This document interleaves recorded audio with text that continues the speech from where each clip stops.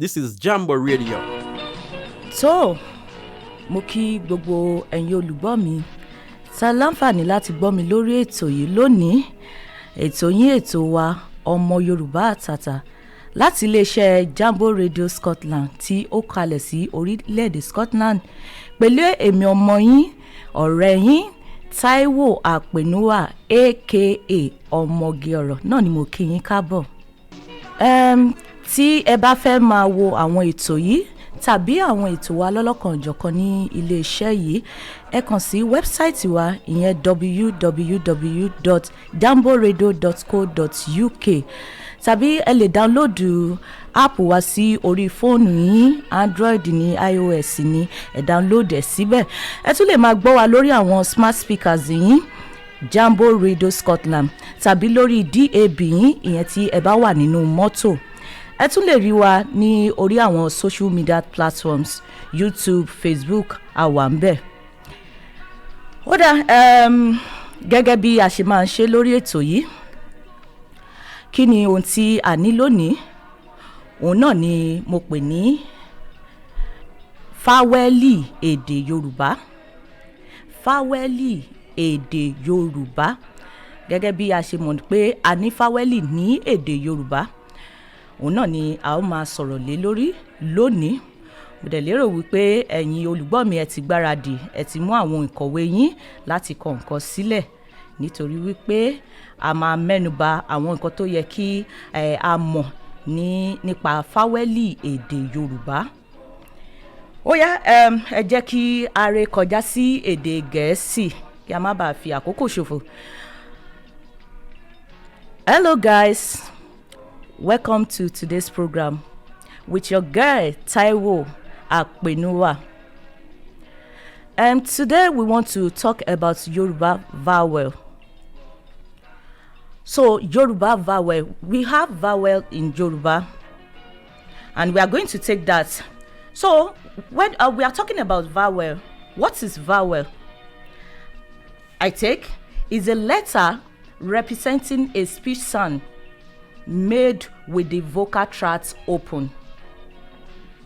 So they are letters, but they also make what a sound.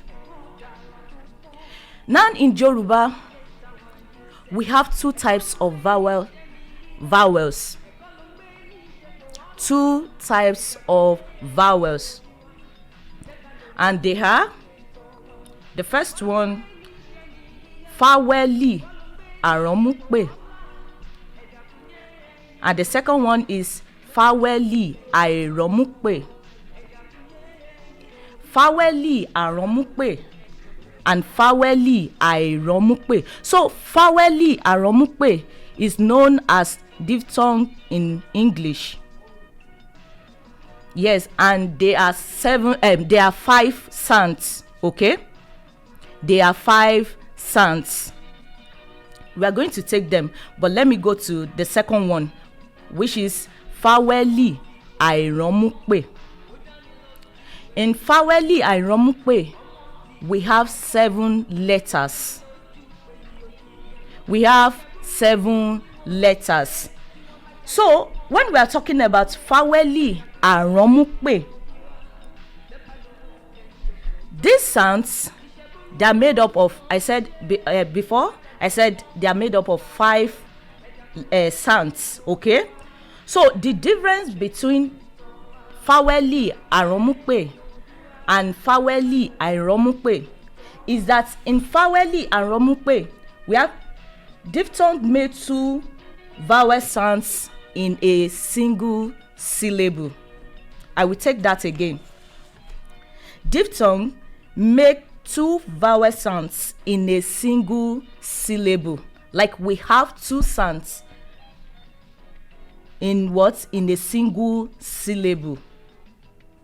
I believe you get that.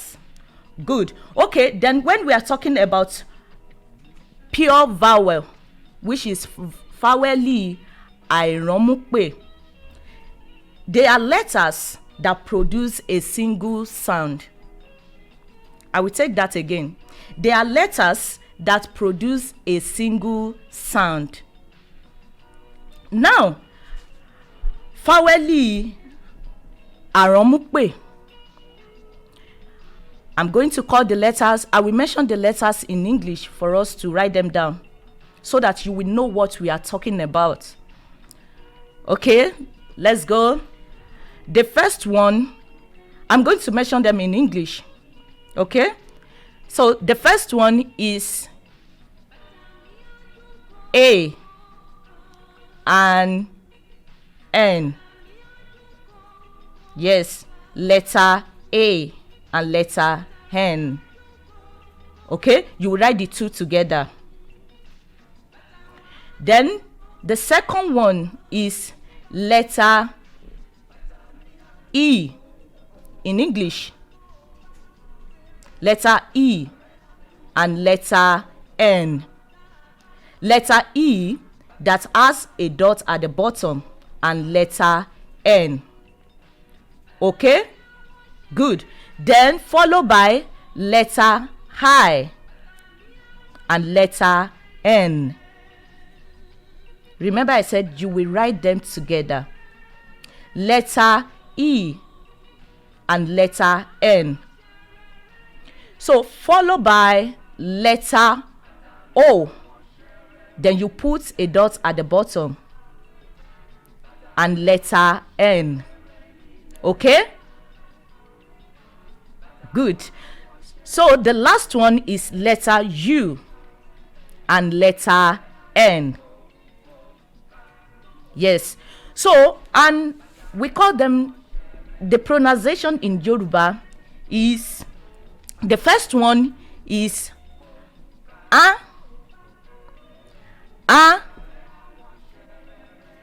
followed by E,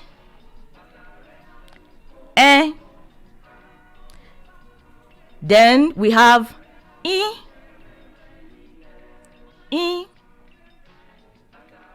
I, and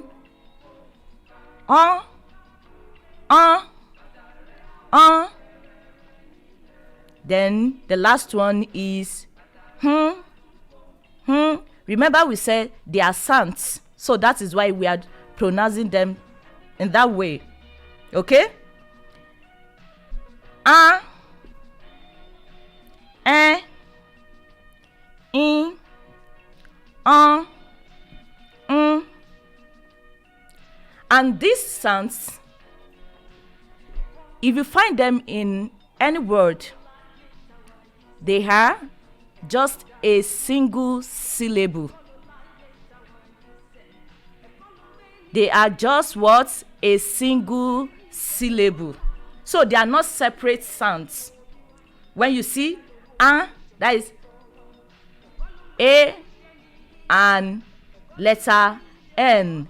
So they are just a single syllable when you find them in Yoruba word. Okay? Good. Then let's move to Faweli Airanmupe. Faweli Airanmupe. And we have 7 letters. Like I said earlier, we have 7 letters. And they are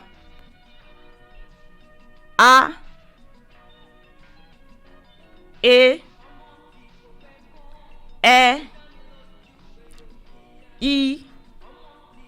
O, R, U. I will take them again. A, E, I, O, R, U. So they are 7 letters, and they can also make sounds in Yoruba.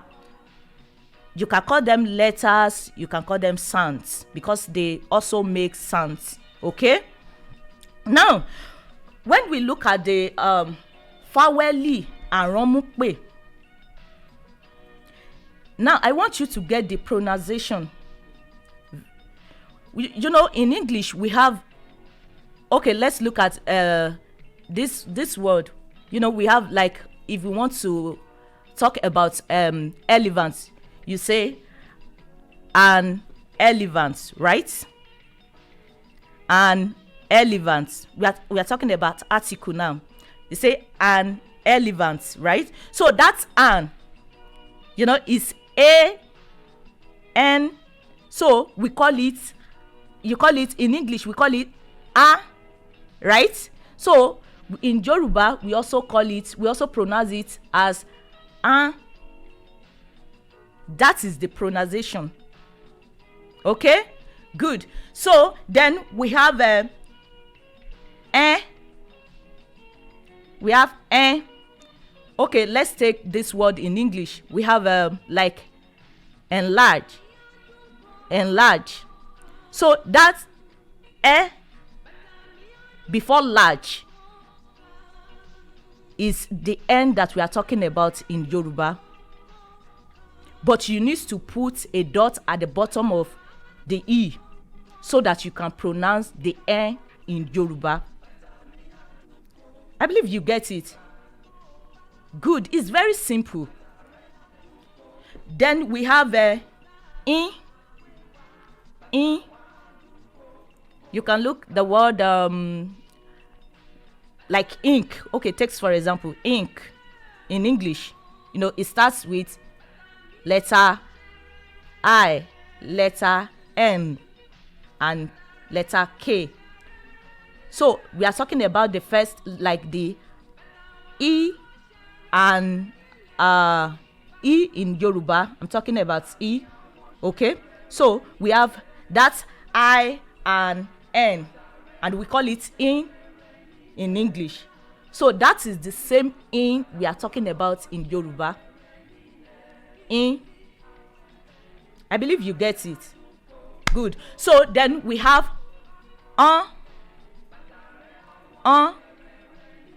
like the word sun in English. Sun. S-O-N,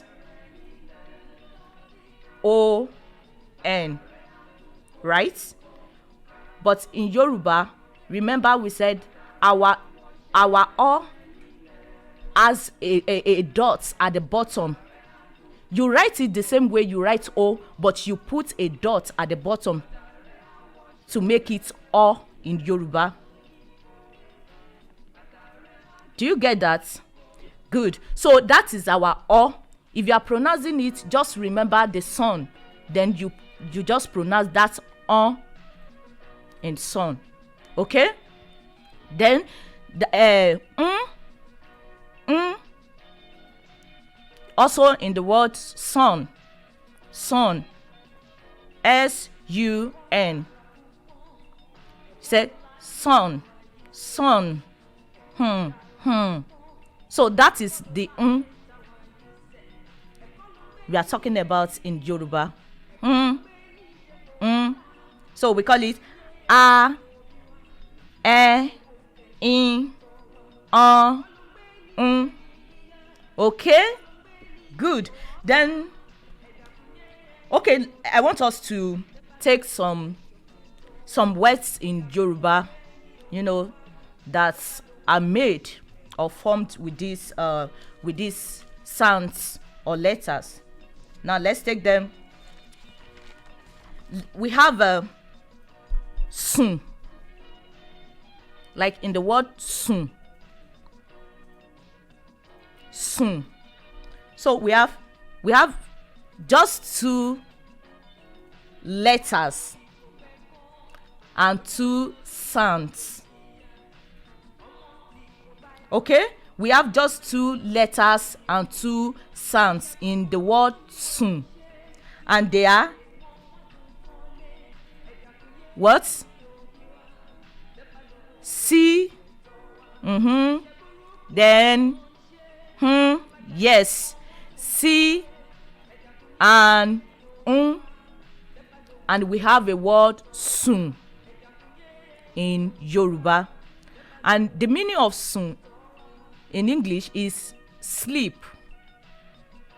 Sleep. When I say sun, lọ sùn, I mean go and sleep.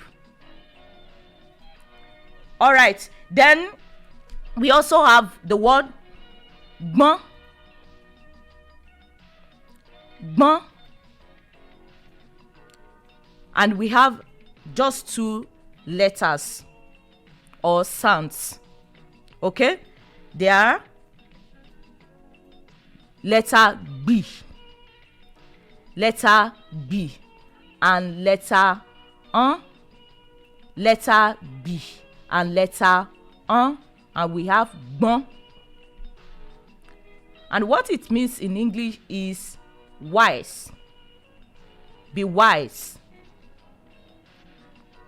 Okay? All right. Okay, so that is for that. Don't forget that in Yoruba we have vowel sounds, vowel letters. And the two we have, Faweli Aromupe and Faweli Airomupe.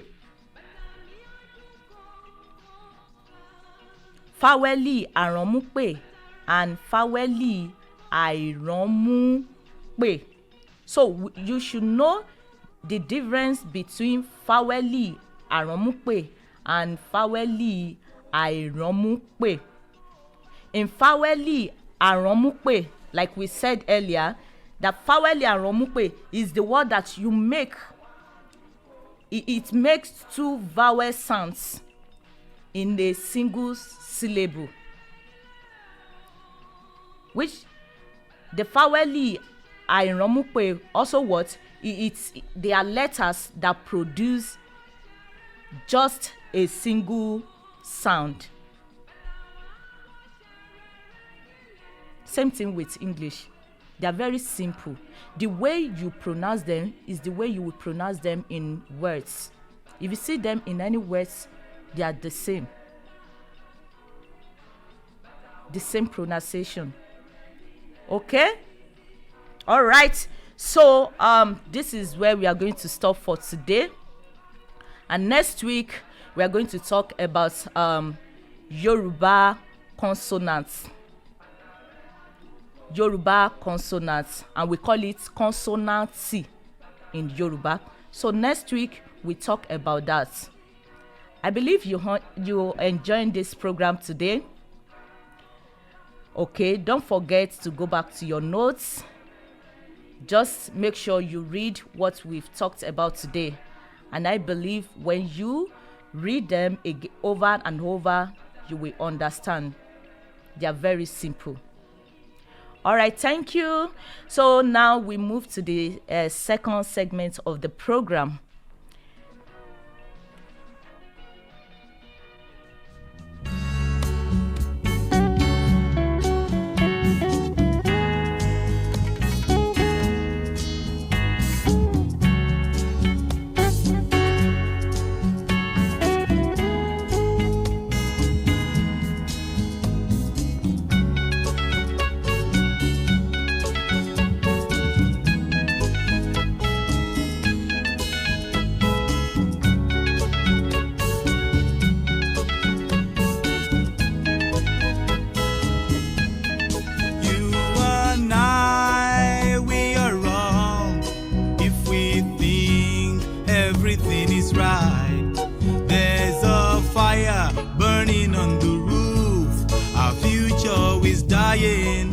As we sleep, we must awake from the lies we've been told about ourselves. There's no reason to be ashamed of who we are and where we're from. Ọ̀rẹ́ jọ̀wọ́, ẹ kọ́mọ lédè èdè ilẹ̀ wa o. Ẹ jọ̀wọ́ o.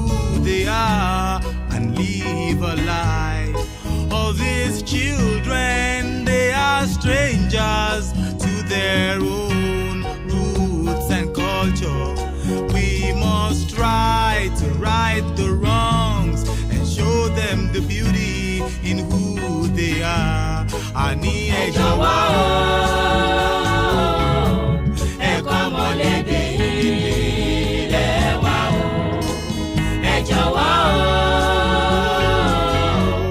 ẹ kọ́ ọmọ láṣà ilẹ̀ wa o ẹ jọ̀wọ́ o ẹ kọ́ ọmọ nítàn ìtàn ilẹ̀ wa o màmá ẹ jọ̀wọ́ o. So ẹ káàbọ̀ sí abala kejì ètò yìí, ìyẹn abala ètò ọgbọ́n ọlọ́gbọ́n tí àwọn àgbà sọ pé òun ni a fi ń ṣọgbọ́n. Ẹ mọ̀ pé ní abala yìí ni a máa ń sọ àwọn ìtàn lọ́lọ́kanòjọ̀kan, ìtàn àgbọ́ fi kọ́gbọ́n. Ó dá kí ni àkọlé ìtàn tí mo mú wá lónìí? Òun náà ni mo pè ní ìdí tí orí ìjàpá fi pa. Ìdí tí orí ìjàpá fi pa. Ó dá ẹ máa gbọ́ nínú ìtàn yìí lónìí, bẹ́ẹ̀ mọ̀ tẹ́lẹ̀ ẹ máa gbọ́ nínú ìtàn yìí lónìí. Ó yá ẹ jẹ́ ká tẹ̀síwájú. Ní ìgbà kan, àbúrò ìyàwó ìjàpá kan fẹ́ ṣe ìgbéyàwó. Àwọn òbí ọmọkùnrin yìí fi lé pọtí. Wọ́n fọ̀nà roka. Wọ́n fi gbogbo agbada díran. Wọ́n pe onílé. Wọ́n pe àlejò. Wọ́n pe ọmọ ìlú. Wọ́n pe abúlédò ìlú. Àwọn olóyè, àwọn ọlọ́lá àti àwọn tó lórúkọ ní ìlú gbogbo síbi ìgbéyàwó alárinrin yìí. Gẹ́gẹ́ bí ẹ ṣe mọ̀, ìjàpá náà gbẹ̀yìn nínú àwọn ètò ìgbéyàwó yìí. Ìjàpá gbárùkù ti ìyàwó rẹ̀. Ó dúró gẹ́gẹ́ bí ọkọ lóbìnrin gbogbo ìnáwó tí ìyàwó rẹ̀ ń ṣe. Ìjàpá ló ń gbọ́ ọ. Nígbà tí ìgbéyàwó kù bíi ọjọ́ méje ni Yánníbo ti lọ sí ilé rẹ̀ láti lọ bá àbúrò rẹ̀ mójútó gbogbo ètò ìgbéyàwó. Pàápàá oúnjẹ gbígbọ́ fún àwọn àlejò tí yóò wá kí wọn. Ìjàpá máa ń lọ síbẹ̀ lẹ́ẹ̀kọ̀ọ̀kan lọ kí wọn ni. Ṣùgbọ́n nígbà tí ọjọ́ ìgbéyàwó kò, ó lọ sílé àwọn àna rẹ̀ láti lọ bá wọn ṣe ìpalẹ̀mọ́ tó yẹ. Wọ́n tò ìjókòó. Wọ́n kọ́ àtíbàbà.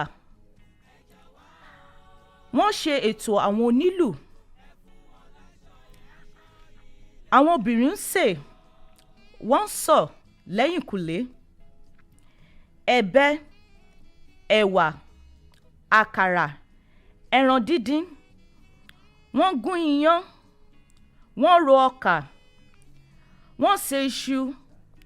Wọ́n pọ́n ẹ̀kọ. Wọ́n tẹ ẹ̀bà. Wọ́n dín dùndú.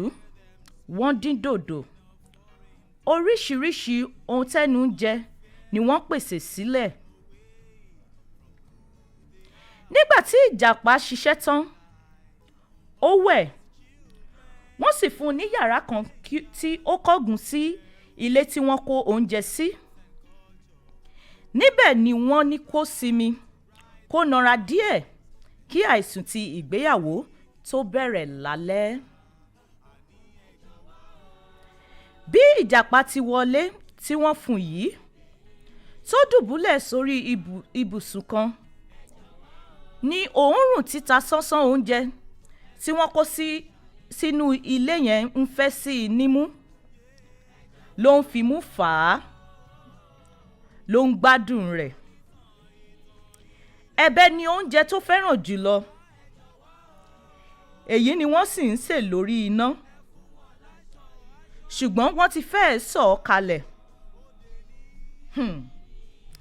Ìjàpá fi ọkàn rẹ̀ ń gbàdúrà pé kí Ọlọ́run jẹ́ kí ọmọbìnrin tó ń ṣe ẹ̀bẹ̀ yìí tètè sọ ọ́ kó gbé e wọnú yàrá kó jáde lọ. Ìjàpá. Ṣé wọn kò kúkú fi kọ́kọ́rọ́ ti yàrá nítorí ìgbà gbogbo ni wọ́n kó oúnjẹ sínú ilé náà. Tí obìnrin yìí bá ti lè jáde, Ìjàpá rò ó nínú ara rẹ̀ pé òun á kọ̀ wọlé, òun á bu ẹ̀bẹ̀ sínú fìlà, òun á dé e mórí ni. Ó ń gbàdúrà ní kẹ́lẹ́kẹ́lẹ́ ọkàn rẹ̀. Nígbà tó yá, ìyá ìyàwó bu oúnjẹ fún un. Ẹ̀fọ́ tí wọ́n sè ní ọ̀ṣìkì tí ẹran ìgbẹ́ kún inú rẹ̀ ní báńsúbáńsú ni wọ́n gbé fún un. Wọ́n sì gún iyán tó fẹ́lẹ́ dáadáa tì í. Ìjàpá jẹ ẹ́, ó yó, ṣùgbọ́n kò tẹ́ ẹ lọ́rùn. Ẹ̀bẹ̀ tó fẹ́ràn jùlọ òun ni wọ́n sì ń sè lórí iná.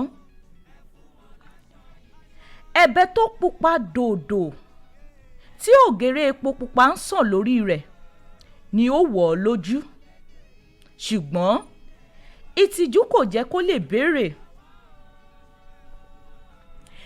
Nígbà tó yá, Ọlọ́run bá a ṣe é.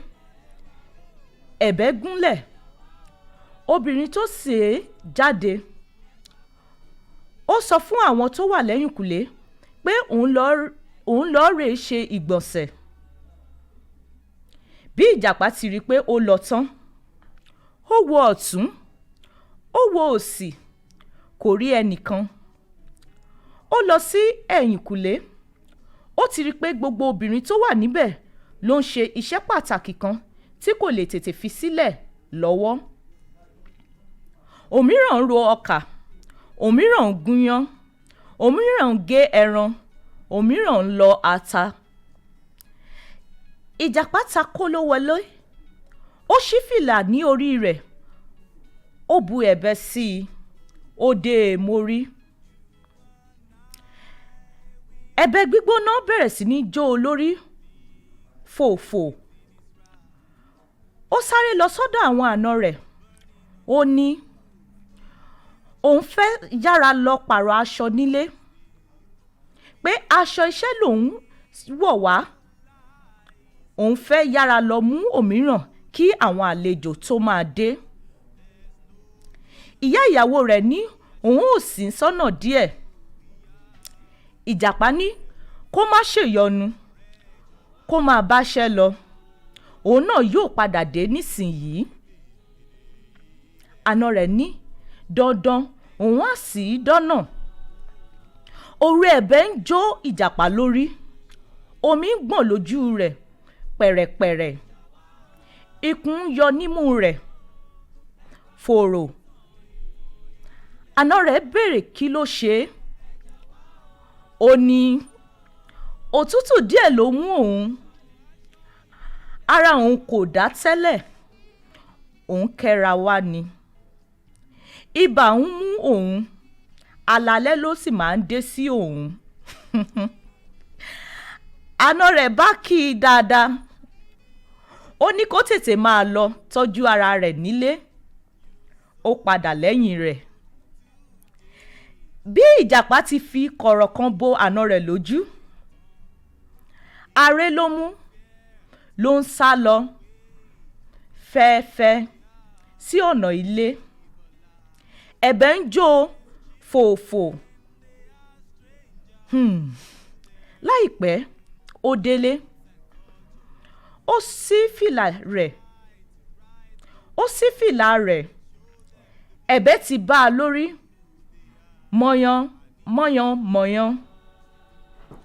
Orí rẹ̀ ti bó, gbogbo irun orí rẹ̀ ti tú dànù. Ẹnu mi àgò. Gbogbo irun orí rẹ̀ ti tú dànù. Ó sì mọ́ ẹ̀bẹ̀ ni.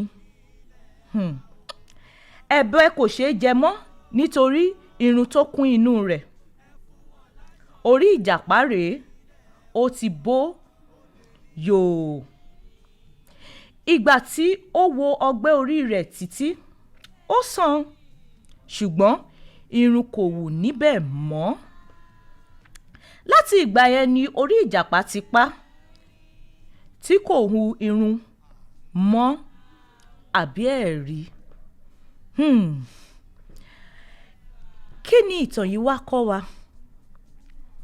Ìtàn yìí kọ́ wa pé ojú kòkòrò kò dára. Ohun tí wọ́n bá fún wa ní ká jẹ́ kó máa tẹ́ wa lọ́rùn. Ká lójú kòkòrò sí nǹkan oníkan kò tọ́, àbí ṣá máa sọ pé àna rẹ̀ tó gbé iyán tó fẹ́lẹ́, ọbẹ̀ tán sè ní ọ̀sìkì tí ẹran ìgbẹ́kúnnú rẹ̀ tán gbé fún, ṣé a máa sọ pé kò ṣe é dáa ni? Ẹ wá ayé olójú kòkòrò. Ẹ wá wò bí ìjàpá ṣe wá kó bá ara rẹ̀ tí irun rẹ̀ bó yánnayànna. A rírú àwọn èèyàn bí ìjàpá láwùjọ wa lónìí tó jẹ́ pé nǹkan tí wọ́n bá fún wọn kì í tẹ́ wọn lọ́rùn. Èyí gangan tí ò kì í ṣe tiwọn yẹn ni wọ́n á máa nà wọ́n mú. Àwọn mìíràn tilẹ̀ ti para wọn dànù torí ojú kòkòrò, nǹkan tí ò kì í ṣe nǹkan wọn. Bẹ́ẹ̀ làwọn àwọn mìíràn wà tó jẹ́ pé nǹkan gan táwọn ní ó sọ ju nǹkan gan tí wọ́n fẹ́ mú yẹn lọ. Ẹ jẹ́ ká wò ní gbogbo ọ̀nà. Ọkùnrin tó jẹ́ pé ó níyàwó, ìyàwó tó rẹwà, tó dùn ún wò, tó ṣe téèyàn lè sọ pé tẹ bá jọ ń lọ níta téèyàn lè sọ pé obìnrin leléyìí. Ṣùgbọ́n ní kọ̀rọ̀ wọ́n á máa yànlè. Àwọn tí ò tiẹ̀ dára tó ìyàwó yẹn ni wọ́n á máa jáde pẹ̀lú.